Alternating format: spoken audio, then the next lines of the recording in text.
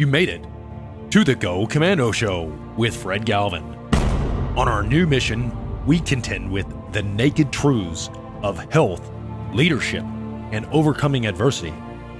Now it's time to Go Commando.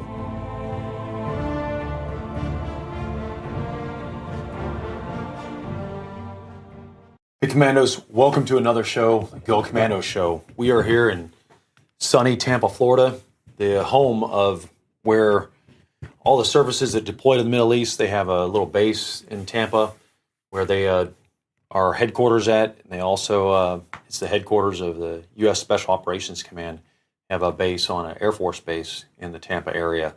So it just so happens to be the two of the other guests that you met where we interviewed them earlier on the last two podcasts. They are also stationed here in Tampa. And then there are two of the Marines who were in our first Marine Special Operations Company that deployed with us to Afghanistan. They have since then finished their military service, and they live in the Tampa area, and they have very unique stories.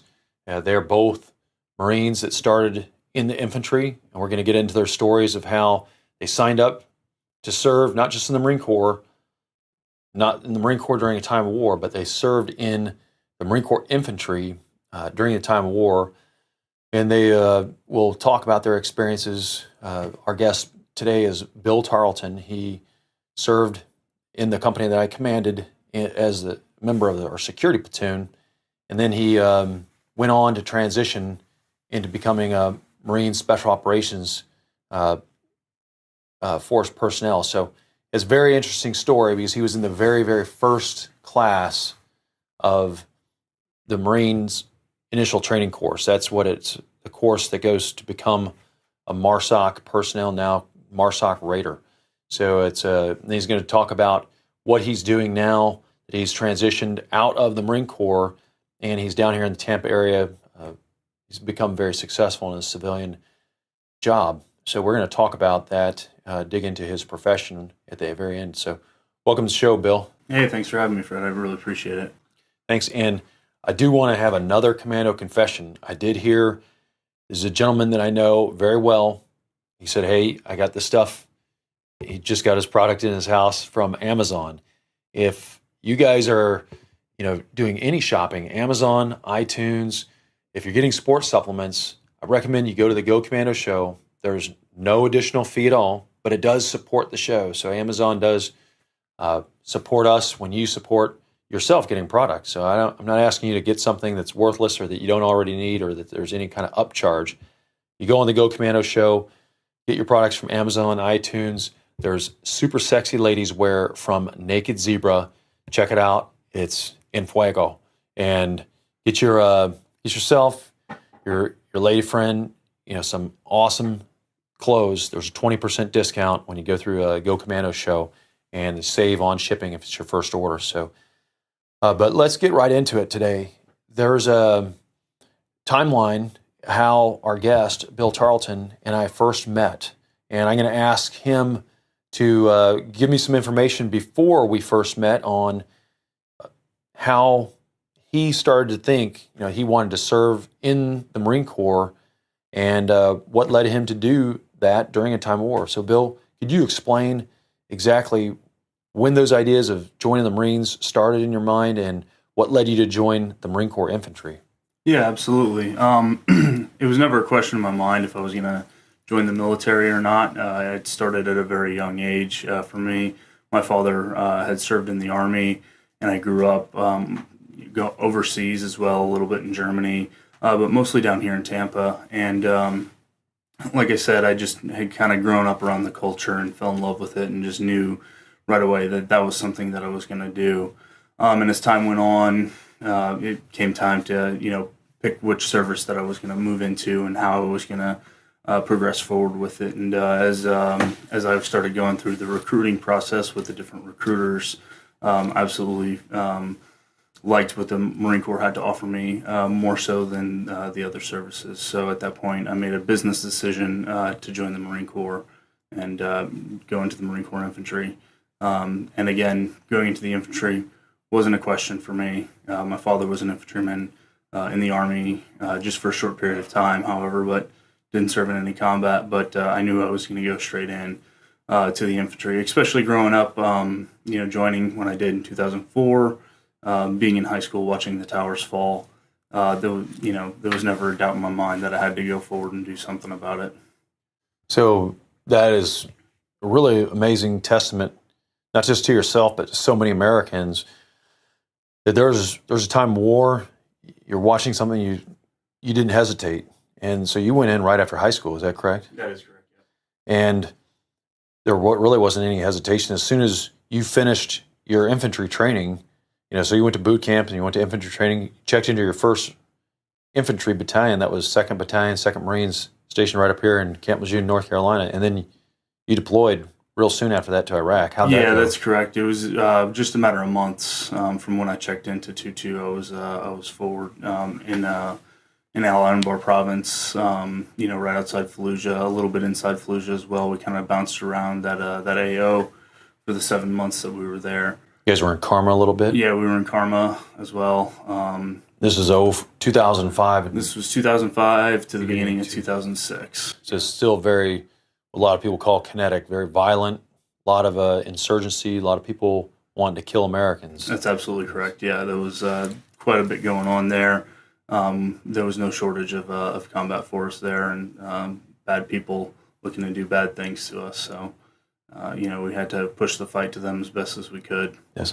Now, some things had changed right around that time. There was General Petraeus had surged forces, so there was a lot of Americans in there, and it was kind of the height of the insurgency during that time. And this is, for the listeners that may not be familiar with what was going on in Iraq in 2005 and 6, it was very violent, and the Marines had this area, the western portion of Iraq, which they said Saddam Hussein, it was almost impossible for him to control that area. It was just a very, very violent time. So he was there, and I was in there, Iraq, around the same time. So there was, like he says, no shortage of people wanting to fight, and that was done in many, many ways with explosive devices, roadside bombs, and direct fire. And how were some of those missions that you were on that was your first combat deployment to Iraq? How'd that go? So with being in the regular infantry, a lot of it was presence patrols. The early days of counterinsurgencies, we were still trying to learn how to do it, how to pretty much occupy a country and still win over the general populace around us. Attempting to figure out how to find the arms and ammunition, how to find the bad guys that are around. Without, disrupting the local economy, and helping to build the local economy. So all of that was very tumultuous, very steep learning curve. This was, right after Operation Phantom Fury, during the Second Battle of Fallujah. So being right around that area, there was still a lot of fallout, damage that was done from that intense campaign that went on that we were having to clean up and take care of.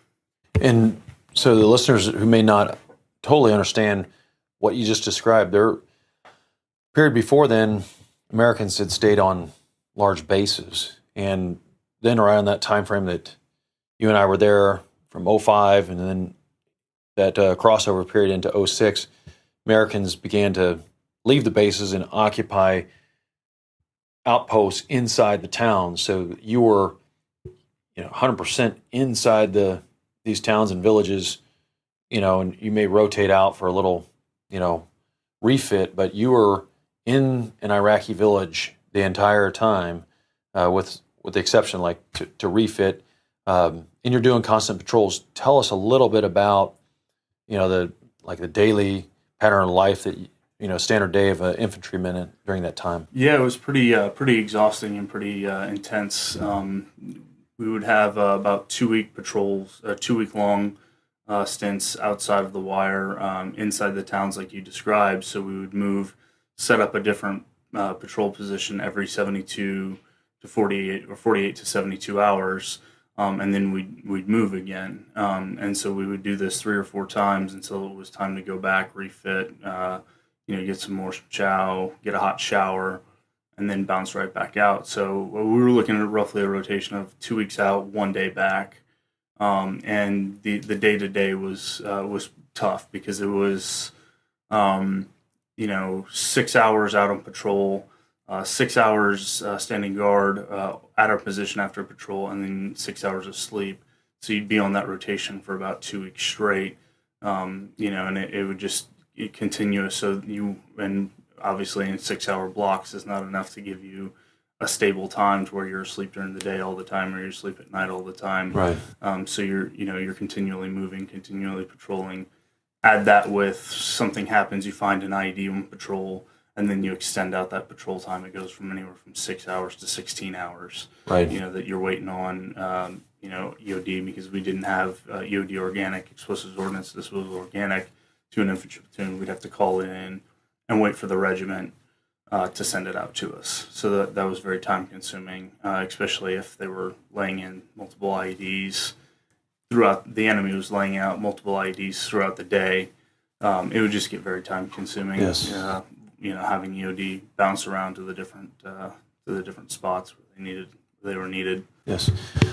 Now, Bill, to give the listeners some further information, very short work up in North Carolina, and then you go over and you're in Iraq. You started the deployment in the hottest time period when you got over there.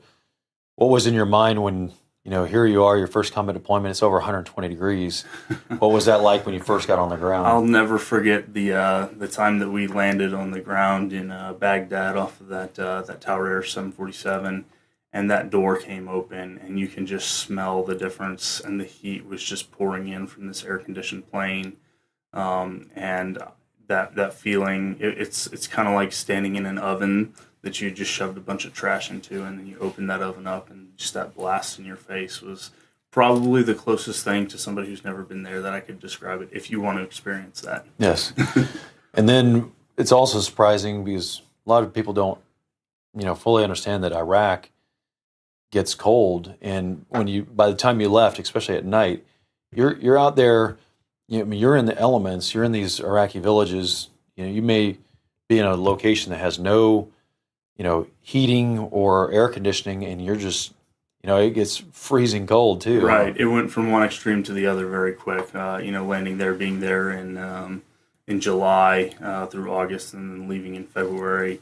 I remember it dropping down and getting really significantly cold, and it wasn't just because I had experienced the high temperatures. It was because the temperature had legitimately dropped down.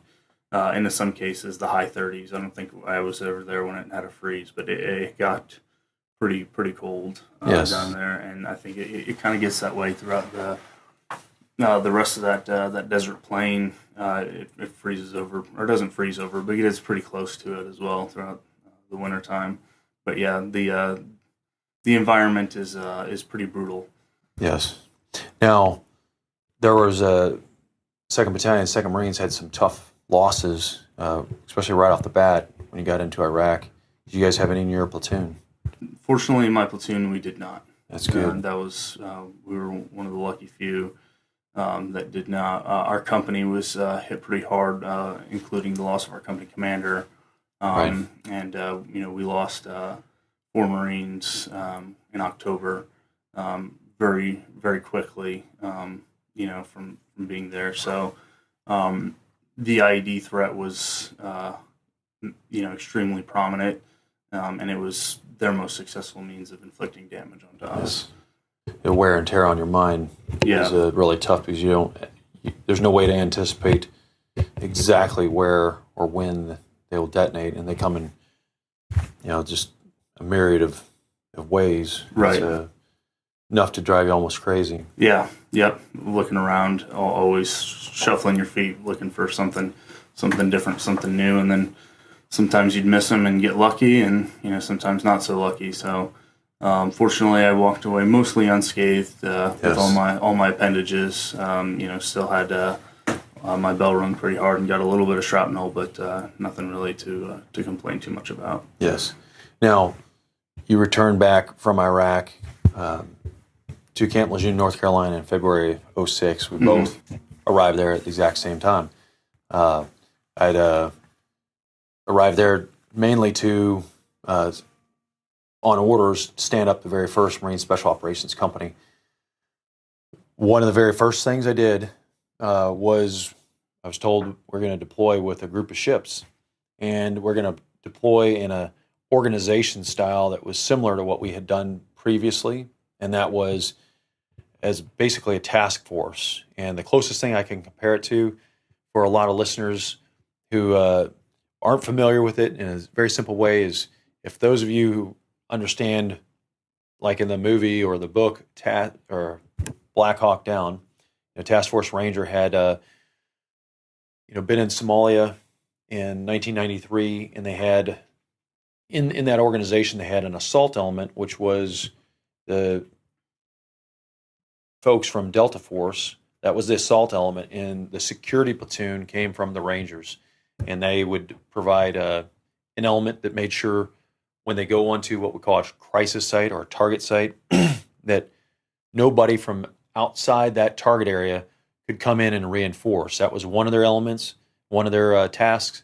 Another task was to make sure when they surrounded the target site that anybody that would run out, they would detain, or if they were armed, they would kill them. So that is the exact same style that we were comprised of. We had an assault element composed of Force Reconnaissance Marines from 2nd Force Reconnaissance there in Camp Lejeune. And then we had an infantry platoon that was attached to, or they were permanently assigned to the 2nd Battalion, 2nd Marines. So as soon as they returned back from Iraq, I had just arrived myself to Camp Lejeune, and I went over to their headquarters, 2nd Battalion, 2nd Marines, and I started talking to some of the gentlemen I knew and laid out what was coming, because a lot of people hadn't even heard. MARSOC had not even officially been organized or activated, but it was coming, and the word was coming down, so some people needed to see it in writing. But we had a certain criteria of what we were looking for as far as proficiency in shooting and swimming and their physical fitness. And we did get the Marines from 2nd Battalion, 2nd Marines with the very best capabilities. As Marine riflemen, we had a few snipers. And Bill, when were you first informed that and how was that? Was it something that you wanted to do, or when you were selected, like, hey, you're going to be the part of the security platoon? How'd that work out from your perspective? So mine was a little bit more unique. As you know, our platoon commander was my platoon commander in 2-2 in Iraq. So initially, they had just kind of drawn names out of a hat to see who was going to go, I think, before anybody started taking it seriously. And then once everybody at the command started taking it more seriously, they started to realize that they were going to need the best selected from that group. So my platoon commander, fortunately, I said, hey, this is definitely something I want to do. I want to get involved with this. I definitely want to be on the ground level in MARSOC as it stands up. I read a little bit about this. I've heard about it. I want to get involved. And he didn't hesitate to say yes and choose me and let me go with him to go over. And I remember that crew very well. There were definitely some Marines who were go-getters right from the bat. Once they determined, who these individuals would be, I remember going over to the rifle range at Stone Bay and meeting their platoon commander and platoon sergeant, and I just laid out everything that we were going to be doing until we deployed, or right up until Christmas time when we were scheduled to take some pre-deployment leave.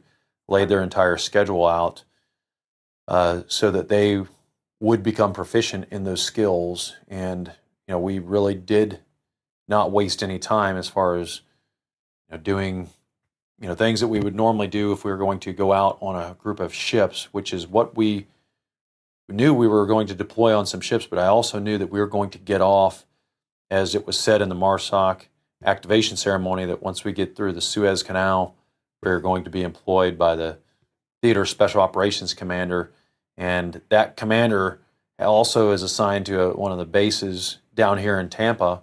And so I knew, like, okay, the general who's in charge of all special forces or special operations forces in the Middle East, the commanding general of the Special Operations Command in Tampa, Florida, just said in front of everybody at the stand-up ceremony that we're going to be working for him.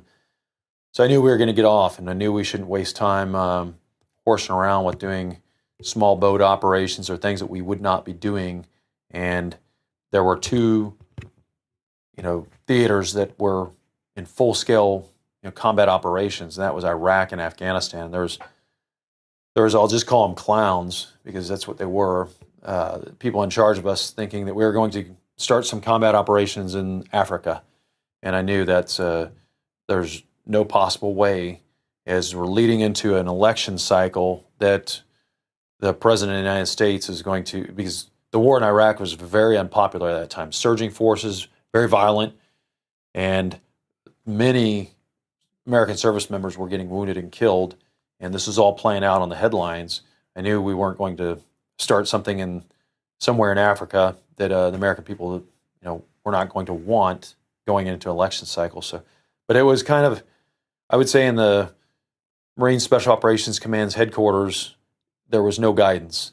And so I was trying to give, very good guidance, telling their Marines some of the training that they would be doing. And that's what we want to talk about, Bill. And if you describe just a little bit about some of the key training packages that once you became attached to our company in Marine Special Operations Company Foxtrot, how was it when you attached to us and things got going? Yeah, that workup, I'll never forget it. Learned some very valuable lessons that I was able to bring with me throughout the entirety of my Marine Corps career with it.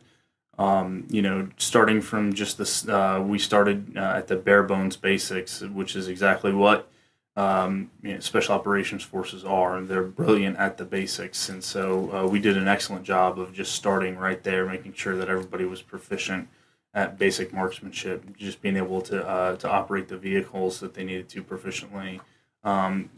The amount of time that we had working on those machine guns is something that I was never even able to replicate throughout any point in my career within the Marine Corps.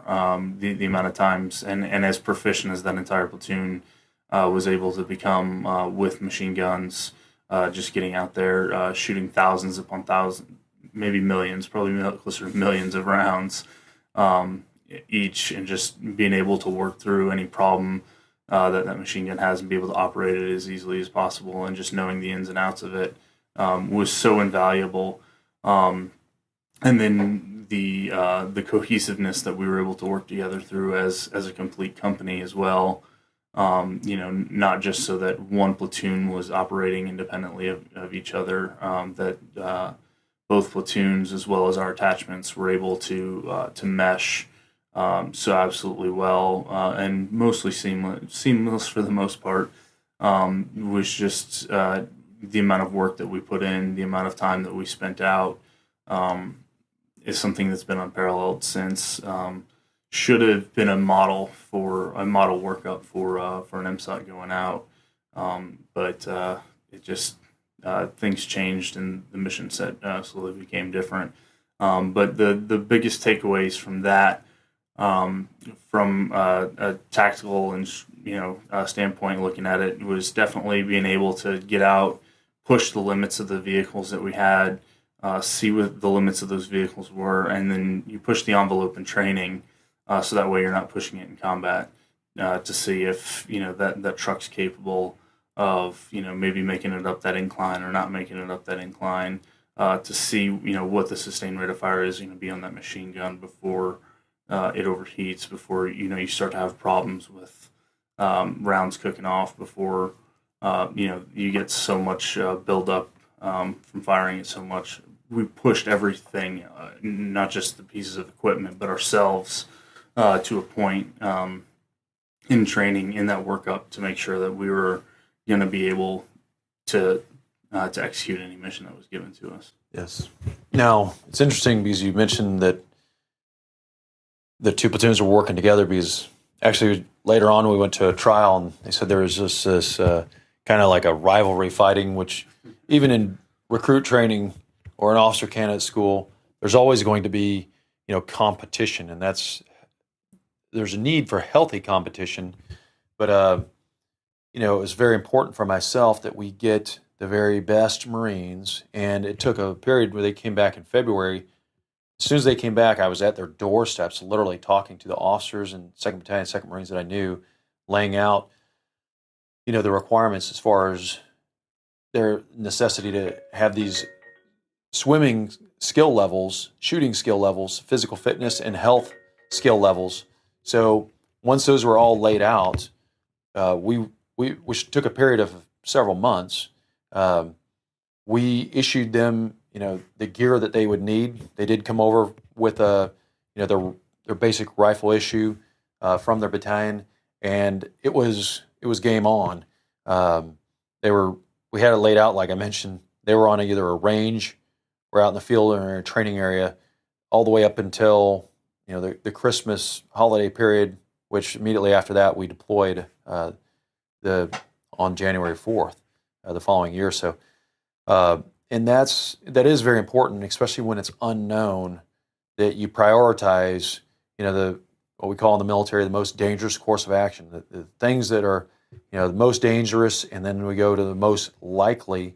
And at that time, with the surge of forces into Iraq, we thought, because the papers, everything looked like Iraq was melting down, it was a horrible situation, and the Marines had taken all of the Marine forces completely out of Afghanistan and put them into Iraq. So it looked very imminent that we would be going to Iraq, and it was very one thing else that we were required to conduct 3 training periods with the group of ships, the Marines that were attached to the group of ships, which we integrated with other special operations forces, from the Special Operations Army Aviation Regiment that we went out to Fort Campbell, Kentucky, and conducted a workup with them, and we had a really good camaraderie event where we celebrated the Marine Corps Ball there. Really developed, the Marines had an outstanding time, if I would say so myself. Sure did, yeah. People in not Fort Campbell, but we were up in Nashville. They were very patriotic, and they did enjoy and roll out the red carpet for the Marines. But it is very important as a leader, whether that's in the military or business, that you identify, those priorities that you must do, and that once these are done, here's some things that we likely may do and some contingencies. You prioritize and you focus on those, because people were, again, thinking that we could go to Europe. The group of Marines on the ships that we were going to deploy, they wanted to go to Europe, or they thought, war was going to break out in Africa. And, my mind thought most dangerous, so Iraq.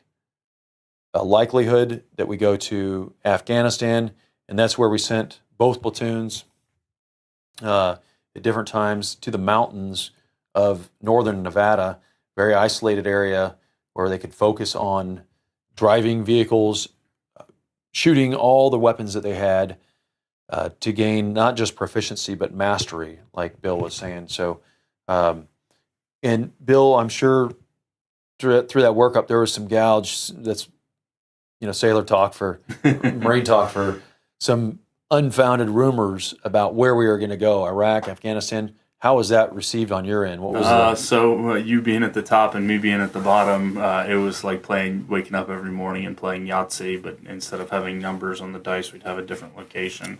And like you said, it went as far as Africa to, we bounced back and forth. I mean, having, as our platoon was significantly younger, having a bunch of Lance Corporals around, something called the Lance Corporal Underground, again, another yes. Nickname that we give, things for rumors that just kind of bounce around. So how much of it was made up by the time, it's kind of like playing a game of telephone, and then, the story gets more and more exaggerated as we continued on. But I think pretty much from our perspective, at least in my platoon, is that we were 99% certain that we were going to end up in Iraq, because it felt like that would have been, we just came from there, and in our minds, that's kind of what we were prepping for as well. Yes. So, and I know that was just about everybody's second deployment, maybe a couple guys' third deployment, and so we were all expecting Iraq. And so even internally, we were more prepared to go back to where we had just come from, because we had just so set ourselves up for that. Yes. So everything that we would debrief ourselves on was just kind of on our past experiences back in Iraq. Yes. Yeah. And even, can you describe the day we left? Before we got on the buses, we had everybody there, and the commanding general came down and had some word. And do you remember his word as far as where he said we were going to go, or was it?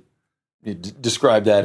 Well, a couple of the things that stood out to me was when he came down, and then he asked us who had combat experience, and just about every hand in the company had went up. And then when his jaw hit the ground, that was just kind of like, well, yeah, we're one of the more experienced groups in the Marine Corps. The second one was the ambiguity. It just didn't really, from what I can remember, it didn't seem like he really knew where we were going, so I didn't really take it at face value, right, because I was still kind of anticipating we're probably going to go to Iraq. This doesn't seem right. Right. To me. It was still unknown. Yeah.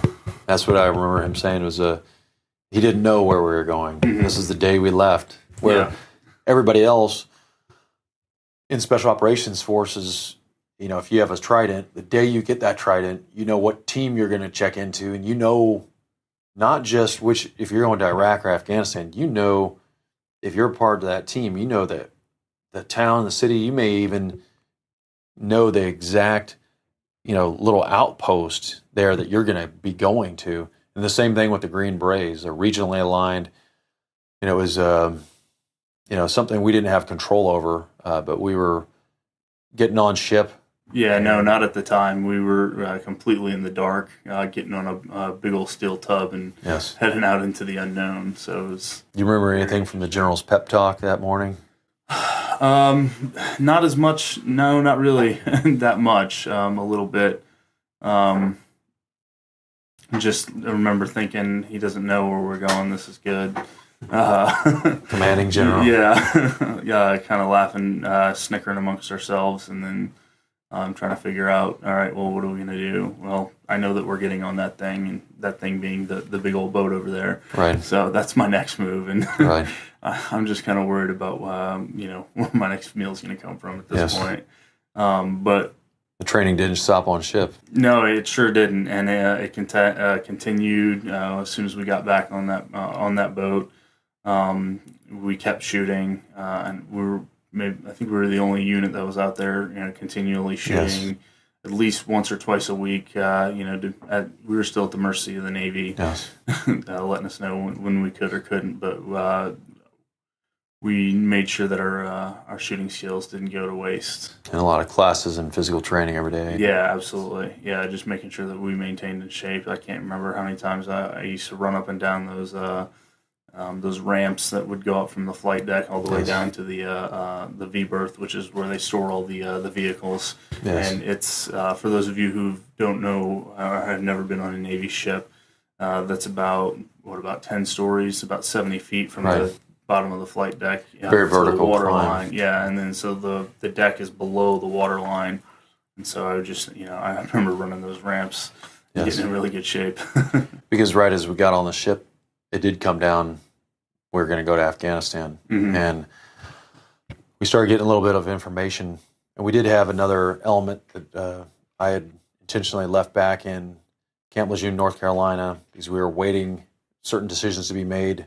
We thought it was pretty sure we could be going to Afghanistan. We got on the boat, the majority of us, and we did fly an echelon forward into Afghanistan, and they got on the ground and they started preparing the intelligence for our unit. So once we arrived, we would have a better understanding. And then we did take on a doctor, professor from the Naval Postgraduate School who taught classes on the Afghan culture. We kind of lucked out by being able to locate him on short order to train the Marines on the culture of Afghanistan, and that ended up being where MARSOC, two of the battalions, one from the East Coast and one from the West Coast, would end up deploying until the Marines rotated out of Afghanistan, or until basically forces, were cut significantly down at the end of 2014. So, but Bill, we ended up going into Afghanistan, and what were your impressions when you got on the ground there when you first arrived? I kind of thought to myself, "Oh man, this isn't what we trained for." Was kind of my expectations. I thought to myself, we were Iraq. What are we doing? I just kind of stuttering all over myself. Now you see snow-covered mountains. Sure, yeah. So I was like, what are we going to do? Is our mission going to change? What's going to change? What's different? Right. And a lot of us had a lot of different assumptions. Right. Especially being on the lower level, not really understanding how the dynamic was going to be. And like you said, having that postgraduate professor definitely gave us a perspective on what the culture was like. So that definitely helped pretty significantly, being able to identify, once we did, get on the ground, what limited interaction we did have with the people. Definitely significantly helped. We were able to kind of shift where our focus should be, is to not so much as handing out soccer balls, as to looking into what the village elders were doing, and yes. Focusing on where our attention needed to be focused. Yes. Now, I'm going to fast forward just a little bit and to explain this point, but not going too far forward. But Bill, after he returned from being an infantryman in the very first security platoon for our Marine Special Operations Company, he did go ahead and take this assessment selection, went through the very first initial training course to become a MARSOC operator, and served the rest of his 8 years in MARSOC until he left. But that being said, you had done, just to get a little glimpse, you'd served on numerous other deployments, and they gave you a perspective, like in the future, let you know, like, okay, if you're forward deployed, you have some basic logistics to basically feed and take care of yourself. But when we arrived in Afghanistan on our first deployment in MARSOC, some of those basic things with food and water, could you describe that situation? I remember the food, very vividly. We had to, if I remember correctly, we had to contract somebody to get the food out, because we didn't have support from higher, just to get basic food and water, right, from where we were. And I remember looking at the meals, thinking to myself, well, this is what and I never forget, I was so angry, being an E3, looking at a little slab of chicken about this big, served on a plate with maybe a side. I think it might have been a tablespoon of vegetables, and that was supposed to be my dinner. And that was the case for multiple meals while we were there. Different than how you were in Iraq before. Yeah, and at least with MARSOC later, it changed. Right. At least we had MREs or something to eat when I was in Iraq, and then I was just like, okay, well, this is it. So yes, okay. It made us feel we weren't really welcome there. Yeah, absolutely. Yeah, it was the logistics situation was something that I've never seen before.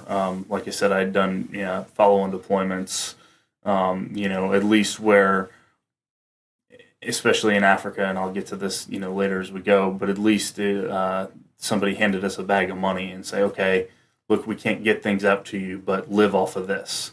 Right. And I don't think we had that. If I remember correctly, I remember hearing you say something of our mission budget was... Yeah, it was expended immediately just to build the basic quarters and to get, bunks made, just the basics. MARSOC was like, well, we gave you that money. I mean, the Marine Corps had not gotten in the mindset of, and nobody in the MARSOC had even gone to Afghanistan, so they really were not aware of how much money was needed. There was no thought put in it whatsoever as far as, what it takes to sustain the force. Basically, MARSOC stood up in February of 2006, right at the time when he came back from Iraq, and that's when I went over and began to request their platoon, and because that was an organization that we were told we were going to go down with, but we didn't deploy till 11 months later, and we didn't get into Afghanistan until a year later. But there was nobody from MARSOC within that entire year that put even thought into what it will take to sustain this size of force in an austere environment near the Afghan-Pakistan border, right there in the Tor Bor Mountains. And it really, if you're a leader and you're sitting in a headquarters thinking like, man, I'm so glad, I got a great job. I'm in this great new special, organization, and I feel great. And you've got people underneath you that need your support, and you can do something for them. You need to get in there and do everything possible for them. And that's coming from two individuals. He was a young Lance Corporal. That's the junior, Marine in the organization, and I was a commanding officer. He probably never ever heard anything come from me as far as a gripe down, but every single day there's requests going out to not just sustain our force, but we were told a mission to do, and we were going out to do that, and they wanted us to get up in these mountains that required some aviation support, and just having the carpet pulled out from underneath us. But there was, from your perspective, I'm going to put you on the spot here, Bill. Was there any, from the top down here in the command, while you were there, did you get anything, sense of adversarial relationship or friction, or from anything that you could see from the command where I was at down, like this is any pessimism or anything like that nature? I could see you doing a really good job of trying to hide it, but there were days that I would watch you walk out of the ops center and with a really upset look on your face. Yeah. Brett doesn't normally smile that much anyway as it is, Yes. So it's not like he's running around smelling the daisies all the time. But there were certain points where I was, I could tell, and I knew that was one of the big points, was to hold, to make sure that nothing went down. Right. That would happen. So it was a really unfortunate situation the whole way around. Just not getting the proper logistics that we need. And even if you can't get the proper logistics, you need to be able to have the funding to get the logistics that you need. It's something that I learned, and I kind of live by still today, is that amateurs talk operations, professionals talk logistics. Yes. Can we get it there? Can we afford it? Yes. And can we sustain it? Right. Not, what do we do when we get there? How many doors can we kick in? How many how many people can we get there? Those aren't the questions that you should be asking. Right. I remember the very first evolution that we did, came back from up in the high deserts of Nevada, and I realized right off the bat, after we've been up there for a month, we need logistical support personnel, people to fix trucks, fix guns, fix radios, to order parts, supply and logistics personnel. Came together with a various tiered approach to be able to sustain us for various duration of operations, a heavy, medium, light, and a minimal package. And I pushed that for 11 months until we deployed, or almost 11 months, because we went up to the mountains right away. But you're right. You have to understand how to sustain the force. And when those continuous requests, again, did me no good to sit around and gripe about that to the Marines.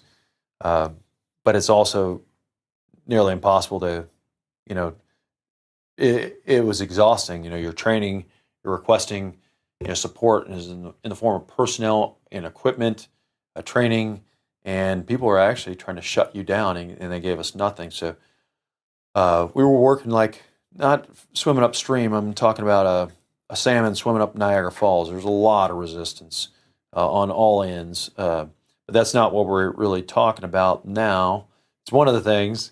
But so we started leaving. We immediately got on the ground, started training, got the guns up, started firing immediately. And then we started doing missions. And can you tell a little bit about those early days in the missions? I mean, we were kicked out very soon, but I wanted to talk about, what it was like before that time period where we got into an ambush. We were most of the time that we were there was spent just trying to get set up and get prepped in our battle space from where we were. So I remember us doing not really presence patrols, but going out, meeting some of the local village elders, trying to get set up in different positions and build rapport with some of the other FOBs that were in the area. See how we could kind of network the whole thing together, and then getting on the ground and gathering actual on the ground intelligence was the biggest thing that we had to do in order, before we were able to kind of get moving and kind of get into the swing of things. And I remember very quickly we were tasked with training the Iraqi police. The Afghan. Yeah, or the Afghan police, excuse me. Yeah, the Afghan police, which it just kind of seemed minimal because nobody had told us that this was going to be one of our taskers. Yes. When we got on the ground, before we had gotten on the ground. Right. Not a single person at MARSOC had ever said that any portion of foreign internal defense was going to be a part of our mission. It didn't happen until the colonel, the Green Beret colonel, told us this is what you have to do. Right. Not until well after we were on the ground. Yeah. We were even criticized in the court proceedings that it was something that we didn't even know, and like we were at fault for that. And I remember the very first conversation when I got on the ground and in Camp Lejeune, I asked the commanding general 3 questions. What is our mission going to be? And I was asking specifically, is it going to be, are we going to be doing a unilateral mission by ourselves, or is it going to be partnered with another force? I mean, I need it specified, and we need to know which subregion of side in the Middle East that we'll likely deploy to. And, then I was requesting the 3rd question was to know the name of, our boss, the commanding officer that we were going to be assigned to. And all the way up until we got on the ship and went over the horizon, that was still unknown. Even when we got on the ground, then they told us, partnered force. That is kind of frustrating. And Bill, compared to, some of your other deployments,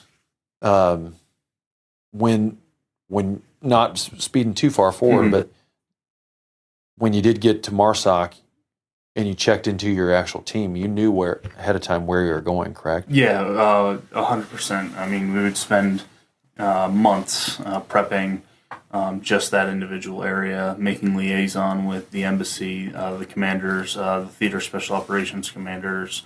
If we were in a special area, like a designated area, those commanders as well, and then linking up not only with U.S. and NATO partner forces, but as well as with our partner nation forces. It was assigned to you from higher that you're going to go to this place in Africa or South America, and then you would do the bottom-up work, but higher headquarters was doing coordination. But that first year basically was totally different. Nobody knew, I don't know if anybody had bothered even to come over here and ask what the mission of U.S. SOF was. Right.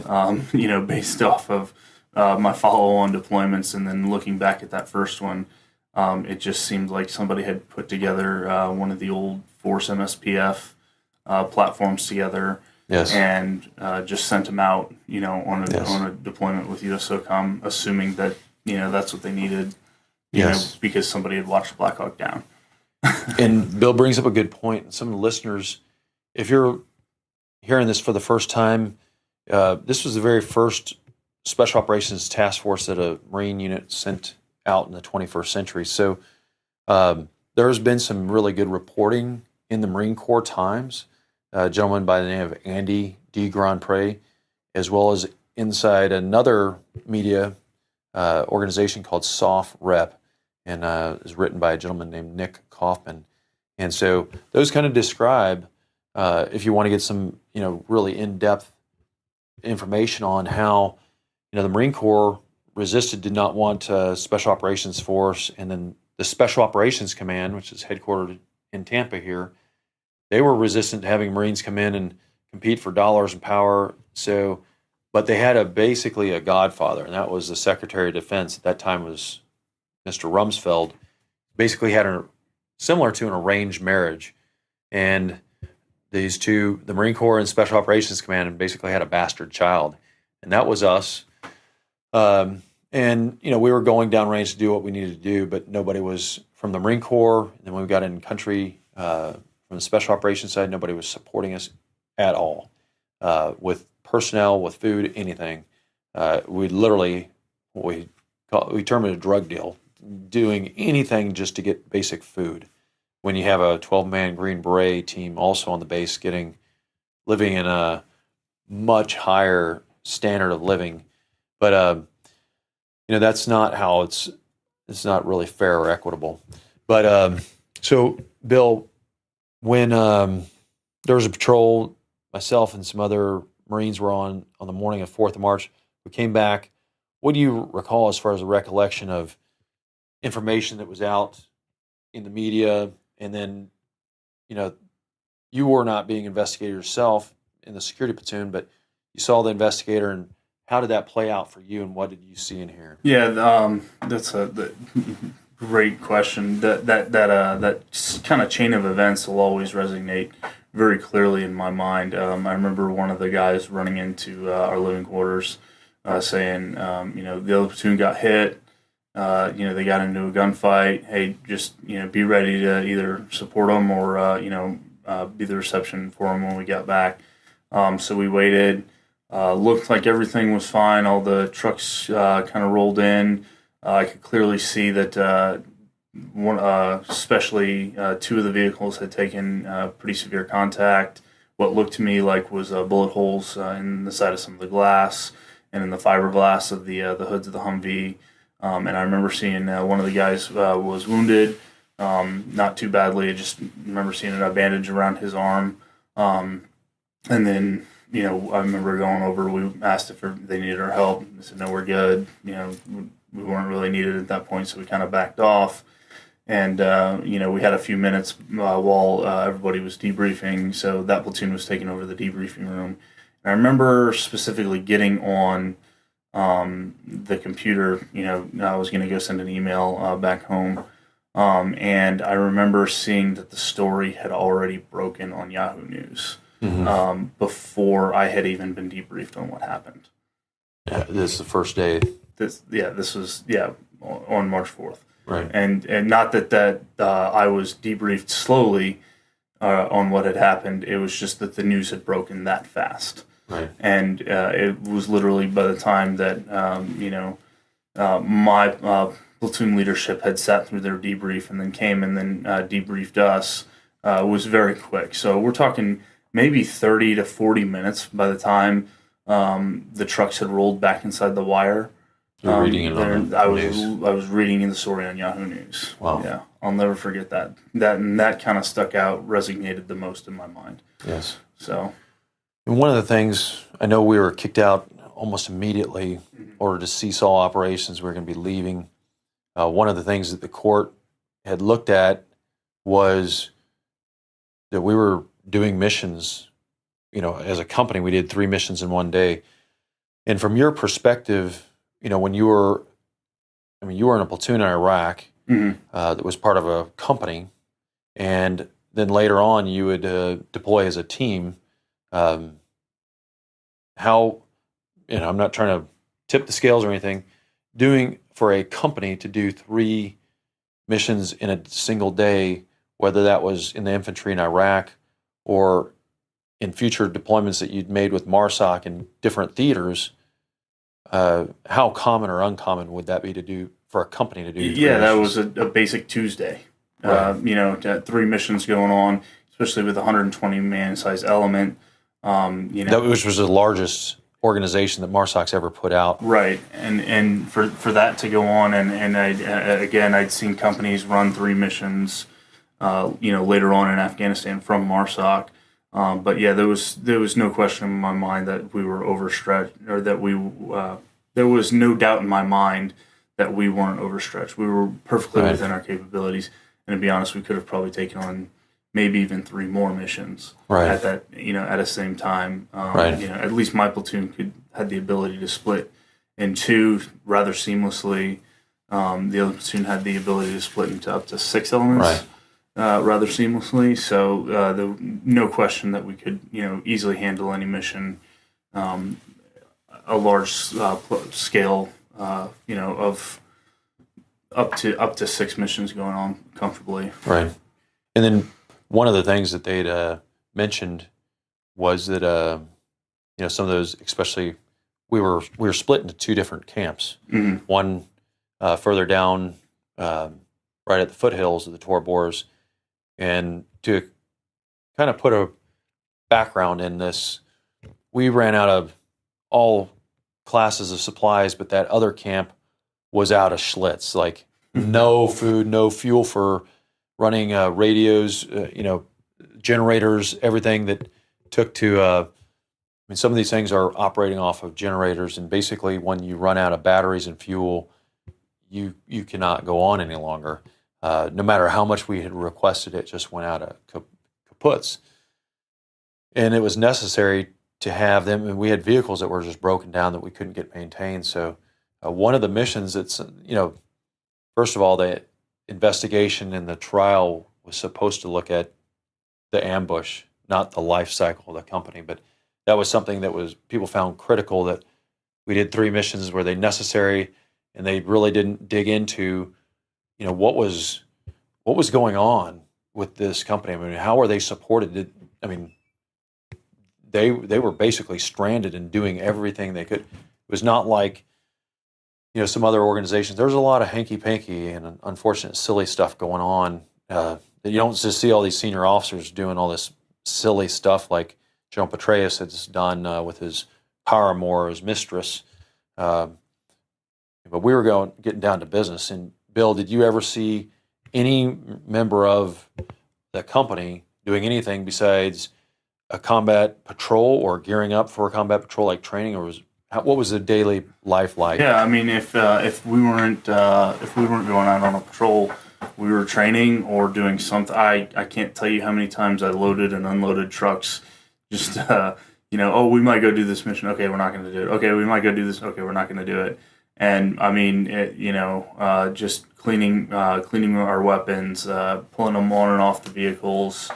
Maybe getting our combat loadout ready. Right. I know we weren't able to run a lot of missions, but we did a lot of mission prep. But you didn't hear complaining from the command that we got missions set down, and that's kind of important for listeners, because we were told to do these missions, but then we'd push these mission briefs, what's called a concept of operations, up to higher headquarters, and they'd be continually denied. So here you have a Special Operations Task Force, the very first one in the Marine Corps, and we're working for an Army command that was very, very, very aggressive and ambitious to shut everything down, to not approve. So, the Marines are leaning forward to do these missions as, we're told level 0, that could be approved by myself, that we could go out and just do these, and then everything was still getting shut down. So, and that's kind of important as you hear the story that,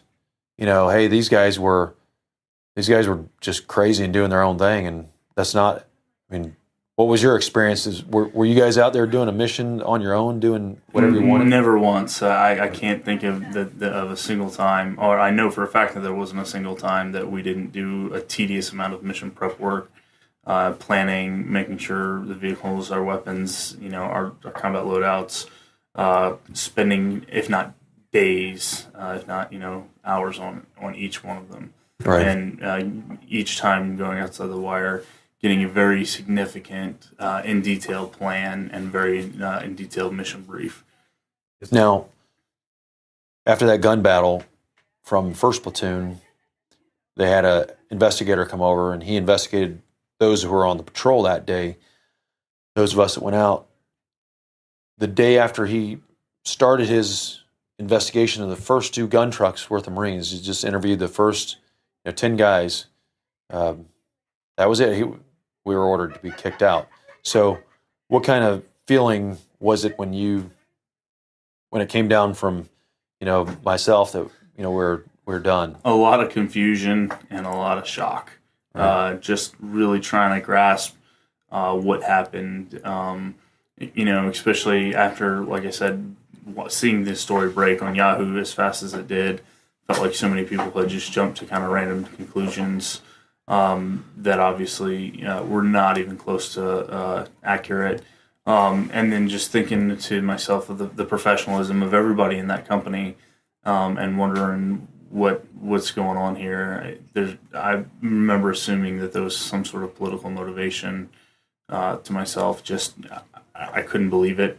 And then it's like, well, we just got here. What are we supposed to go do next? And then, once we found out that we were going to sit in the Kuwaiti desert next, I was beside myself. I didn't know what to do. I didn't, really know how to react. Still kind of, Right. Still think back about it, and I scratch my head. And I'm like, that really did happen, though.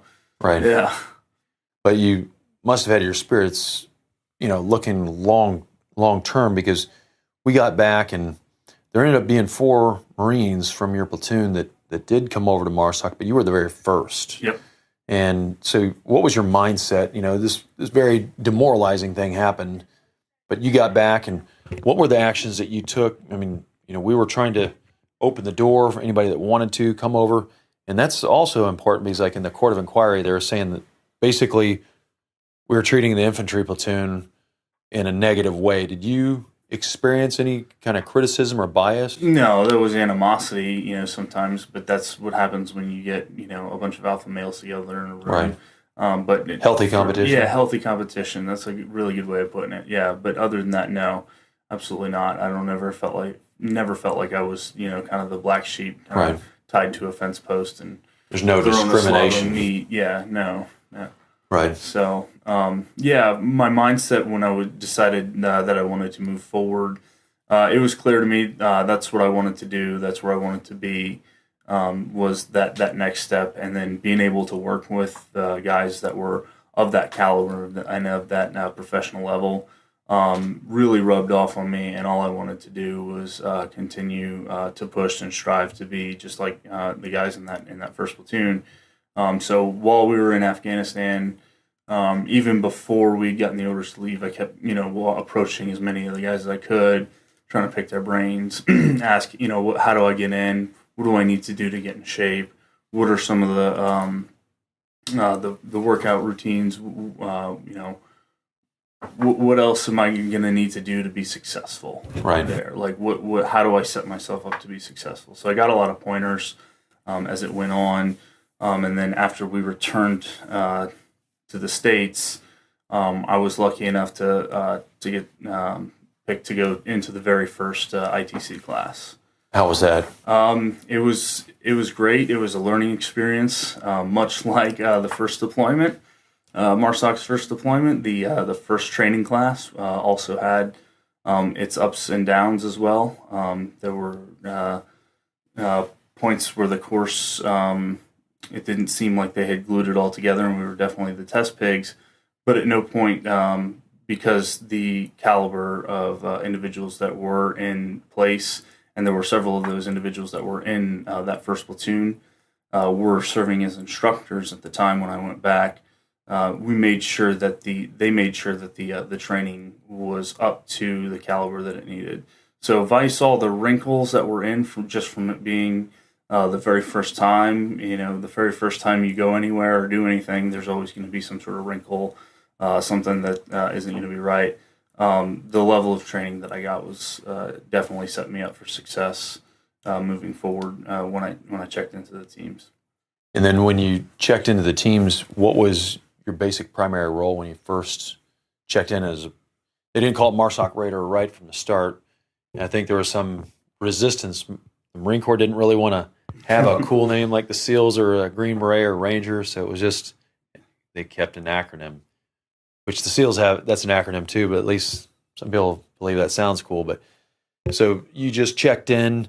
How did that feel, and what were your first duties in that first team that you were in? So just kind of getting in on the ground level, we'd realized that our MARSOC had realized that things needed to be regionally aligned at that point. So I started becoming very familiar with Africa.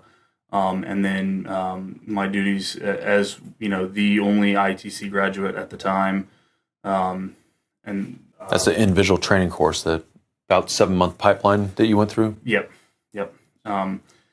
It being the only one, I kind of had to take it upon myself to be even more of a leader in that space, to just make sure that everybody else was kind of spun up to the same capacity, that everybody else was on the same page of music.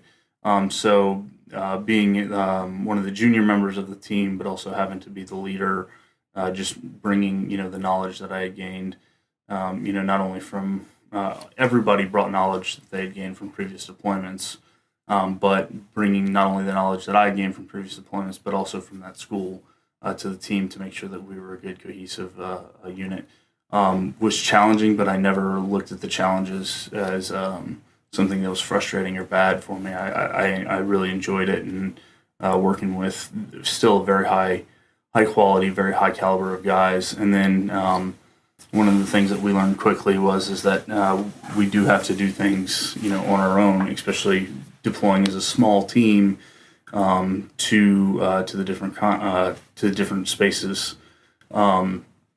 I quickly took over the role as the logistician for my team, and making sure that we had the budget and the funds to not only get it there, but pay for it, and make sure that we were all set up when we get on the ground. Right. So that taught me a tremendous amount. And then that's kind of where my philosophy came from, was let's amateurs, operations, professionals talk logistics. So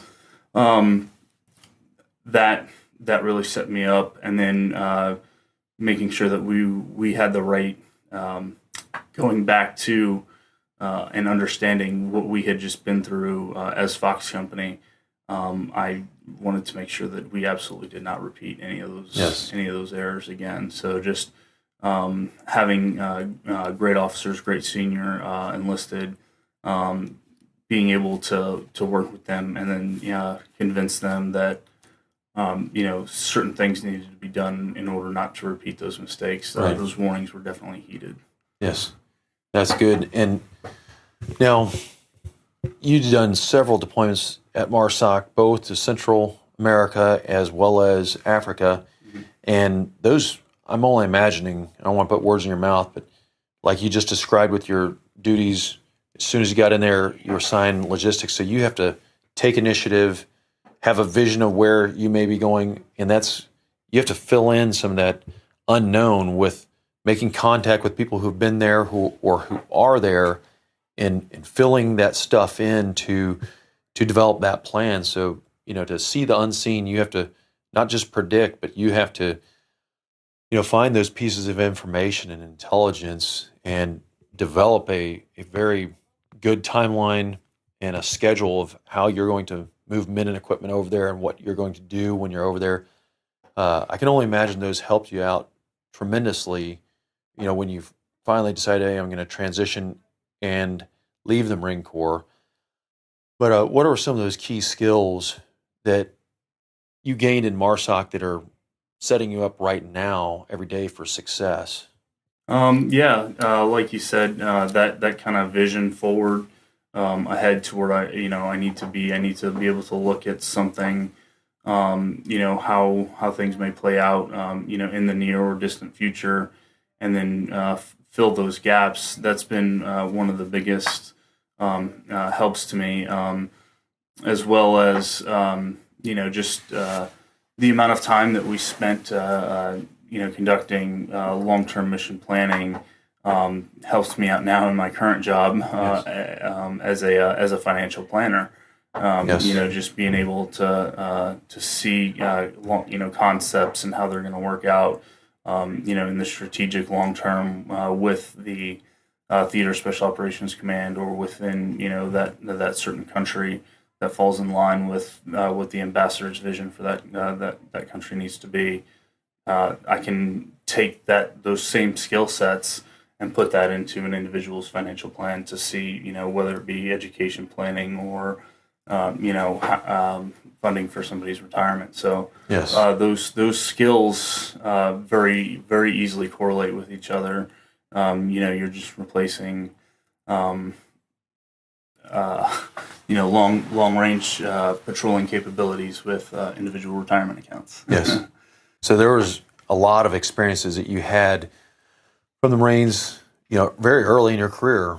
You get trained, you go conduct mission after mission, in combat in Iraq as an infantryman. Mm-hmm.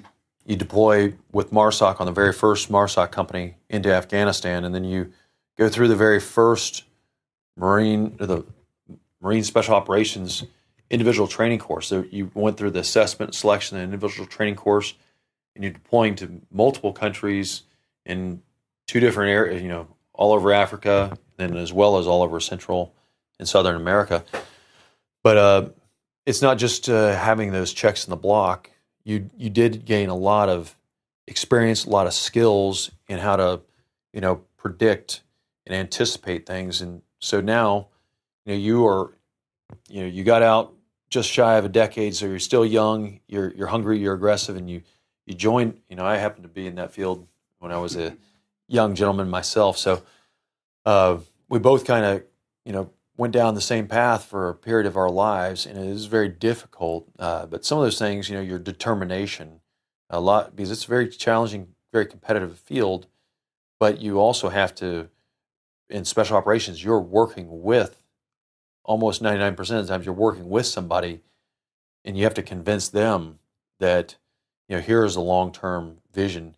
You found that what you did in Marine Special Operations, working with somebody, trying to train them on, unconventional warfare, it can be, that you're training somebody to you go into a denied area, train an indigenous force to possibly even overthrow their country. But were some of those skills very useful in what you're doing now? Absolutely. Working across, not just, trying to convince somebody is hard enough as it can be when they're so set in their ways for, so many hundreds of years, or, Yes. they're still running off of old tactics from, the French in World War II.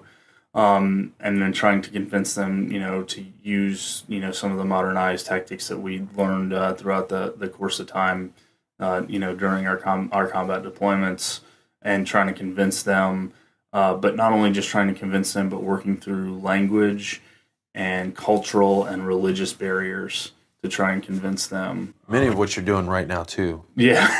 Because your age is another thing. Sure. People with the need for your financial products oftentimes are a little bit older. Yeah, and it's often well established, and they're often they want somebody who's more experienced in the industry. Right. But I feel as though my experience with my past is it has perfectly set me up to do this, and then a huge number of other things that has made me so capable of skills and knowledge and an education that you couldn't pay for. Yes. No matter what Ivy League school you went to. Just the Right. ability to handle certain operations, the ability to be able to put out fires, the ability to work in really ambiguous conditions, Yes. arduous conditions, and ambiguous environments. So, In your experience, I think one of the key things, Bill, and I don't mean to cut you off, No. but what a lot of folks don't have coming out of college. I mean, they may have had a setback because they may have failed a class or two, or may have bombed a test. mm-hmm. But that loss, like you mentioned, your very first combat deployment, your company commander, you're the commanding officer, the same, same job that I had. That guy was killed as soon as you guys got into country, correct? Yeah, pretty soon. Yeah. That loss of, and those experiences that, not everything works perfectly. Mm-hmm. And you have to take things very seriously, and developing those personal skills that can develop the trust. Not everybody has that coming out of college, but you have, nearly a decade, built a lot of credibility and a lot of knowledge, experience. Now, can you tell a little bit to the listeners about what you're doing daily and how they can get in touch with you when they're like, hey, I need some of these products. How do I get in touch with Bill? Yeah, I run a comprehensive financial planning practice. So we run both things on the offensive, on the defensive side of planning. So in the offensive, we're going to make sure that you have money put away in the right places in the most efficient, tax efficient way so that you can accomplish your goal. And then on the defense, so that your assets are protected in the event that something happens to you, and that you can still continue to grow your money if something happens to you, either death or some sort of disability in the long run. So the best way to get in touch with me is going to be my cell phone number. That's going to be 727-234-5818. Go to my website. It's billtarleton.nm.com. And find me on Facebook, Bill Tarleton, Northwestern Mutual. And so a lot of those listeners out there, they've done very well, and they may have some concerns in the market. I'm not asking you to talk about any products, but, Sure. But you can cover the full spectrum, right? Absolutely, yeah. So from not just from the insurance, but all the way to the investment products that you need. And some of those things that are key is being able to, like you've experienced through your service in the Marine Corps, know what's coming, predict that, and balance, those products that are available so that somebody doesn't have a run up like we've seen this last year. And then we've recently, and it's the risks that you've endured in the military and that you're seeing right now, and you have knowledge of how to balance that so the road isn't quite as rocky and bumpy. And how do you basically do that with trying to manage risk for those clients that you're doing business with? That's a great question, and it's taken on a case-by-case basis, and I hate to do that and throw that one out there to you, but it depends on where somebody is in their life cycle and where they are. Most of it is making sure that their money's allocated in the right way across the spectrum, so that way, if one aspect of it does go down, then the other aspects we're going to be able to pull from. Something that we plan for in the military, the PACE plan, primary, alternate, contingent, and emergency. We kind of have the same philosophy is what I've set up in my ability my planning philosophy, as well as we make sure that we have everything that's in place. That we're going to spend money on a day-to-day. Well, if something happens, we have an alternate, a huge contingent, and then, an emergency fund if we need to dip into that as well. So, like I said, it almost directly correlates, planning for a mission and then planning for a financial future aren't that much different. I think that's what kind of gives me a competitive edge over the others. Yes. You feel your training as a Marine, because basically you're kind of an entrepreneur. You don't have your very own business, but you're almost like a special operations personnel that is forward deployed. You can pretty much have a lot of latitude to make decisions in your organization as long as you are following within those guidelines. Absolutely. You think your training and your experiences in MARSOC set you up for success and lent towards what you're doing now? 100%, yeah. Just kind of having the patience where patience is needed. Patience is something that isn't. I don't care what they say. It's not a talent. It's a skill that you develop and you learn over a long period of time. So having the patience to understand and then having the desire, and then before I would go out on a mission, I would or on a deployment, I would want to know as much about where I was going as humanly possible. So I would read and read and read, and I continue to do the same thing. I continue to read and read and read more, and continue to go over and see what the future is going to hold and where we're going to be with what's coming up next. So understanding, and as well as understanding the global geopolitical aspect of everything and how that also ties into the global economic output. Just being able to understand why money flowing through North Africa is important to Europe, and why that money that's important in Europe is important to the United States. Yes. So one of the things I keep hearing you say is it's a need to constantly advance and strive to become more and more professional and knowledgeable about your duties, and it's global and it's all tied together. Sure now, is. One of the last questions, Bill, the last question. Somebody's listening to this program right now. They're out there. They may be in high school. They may be in college. but they have the desire to serve their country. And you've just told them, maybe they're hearing this for the first time about being a Marine Special Operations Raider. What kind of guidance would you give somebody that, that's just getting in their ears and it sounds like, hey, this is what Bill was just telling me. He's been in less than a decade. He's had some incredible training. It's taken him to 2 combat zones. He's trained all kinds of special operations commando forces in different continents. What would your guidance be to somebody that's interested in doing that? So my guidance is pretty simple and it's pretty straightforward. If that's something that you really want to get into, you had better be willing to give up everything, not just not just being able to lay your life down, but give up everything in the pursuit of that. You have to be willing to give up, going out and partying instead of working on your physical fitness or staying in and studying. You have to be willing to give up a lot of your home and personal life in order to do this. This is something that you have to put 100% into, and if you don't put 100% into, you're just going to get cut right away from it. Yeah. And it's just, you're going to have wasted your time. So if you're thinking about it and you think that you can get away with putting 80 or 90%, that you're different, you're wrong 100% of the time. And if it's something that you still feel like that you want to do, then I have the greatest admiration for you, because it is a tough and long road ahead of you. And I wish you the best of luck on that journey, and I hope you do make it, because it will change your life forever. It will forever alter the way that you see the world. That being said, Bill, and neither of us are recruiters or did that job at all. Yeah.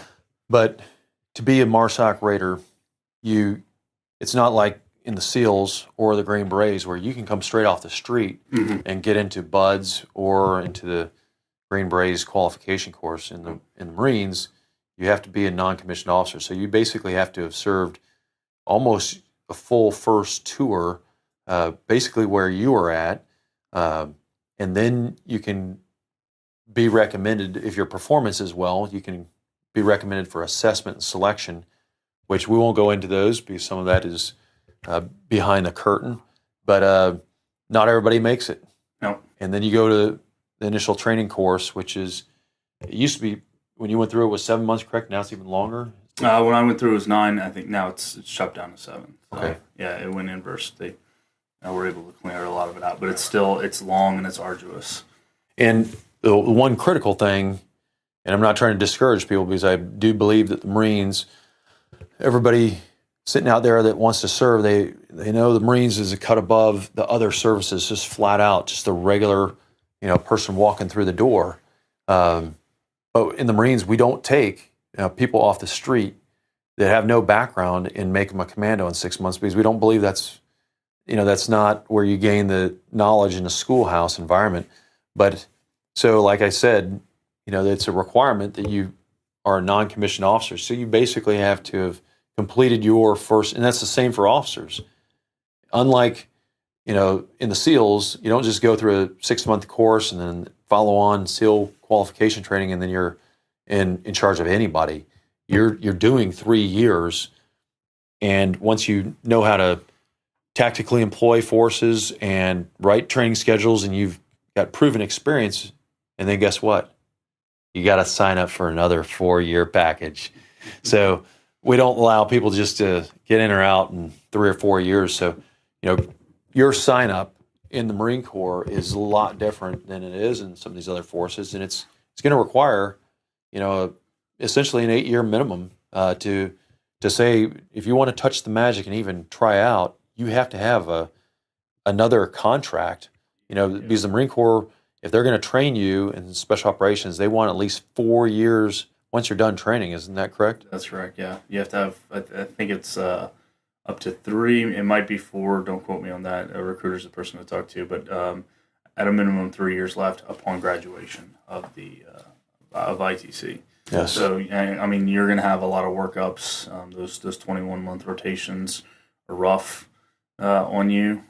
They're rough on your family, but I don't think that those words are discouraging, unlike Fred said, because for me, the more that somebody told me something like that, Yes. The more it made me hungry for it. And I'm sure you were the same way. So It was something I did until I was told I couldn't do it anymore. Right.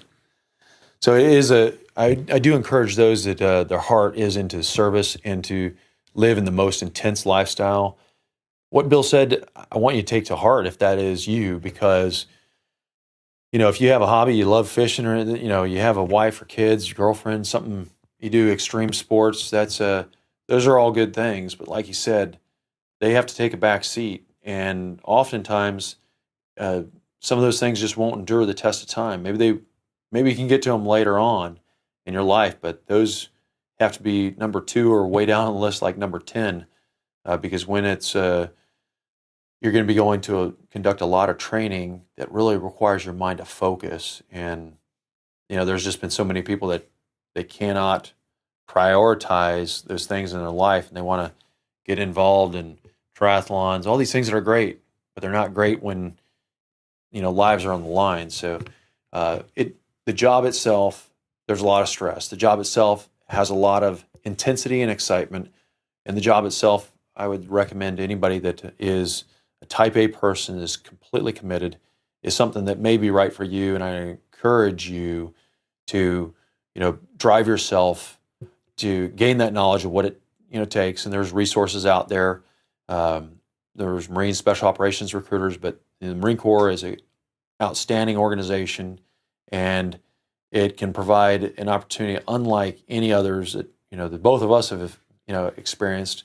And I think we do definitely need the very best to sign up for our military, the Marine Corps as well, and Marine Special Operations. So last thing, Bill, any other questions or comments to add? No, just couldn't agree with you more. On that last bit, if you have the drive to do this, heed that calling. Yes. And thank you, Bill, not just for being here. Beautiful place from here in Tampa. Enjoyed catching up with you. Absolutely. And, especially it's been a while. We had our paths separate. And I really do appreciate, hearing how you've made a success out of your follow-on career. But thank you. Wish you the best in your future. And I'm hoping we'll, link back up, which usually that's how it is. Our paths will cross in time. But not just thanks for your service, Bill. Thanks for your service in a very unique field that you were, just like they say in certain military ceremonies, when in some of these ceremonies they say this is a symbol of complete commitment. And I don't mean to disparage people, but I don't believe that everyone in the military is completely committed. And that's just my opinion. And Bill, your service is a testimony to yourself and your family, what you have done. It was complete commitment. And I really do mean that from the bottom of my heart. So appreciate your service to our country. And thank you for yours as well. And thanks for having me on today. It's been a pleasure. Yes. And thanks again, Commandos. Great testimony from Bill Tarleton. His number, if you're just listening on the audio only, go to the show notes. Those of you that watched in YouTube, his email address, his phone number, points of contact, and his website is all listed in the bottom banner. So please support him. He's got some great knowledge and experience, and he's not somebody that's going to make careless decisions with things that are very important to yourself, your family, and your family's quality of life. So Bill Tarleton, really, again, thank you for coming. And thanks again for having me. To all my fellow grunts out there who in your youth felt it was your duty to protect us, I salute you. And thanks to the listeners of the Go Commando Show who labor on the farm, who are sweating on the construction site, putting forth your very best at the office. You are making a difference. Support the Go Commando Show in our pursuit of bringing you the highest quality professionals.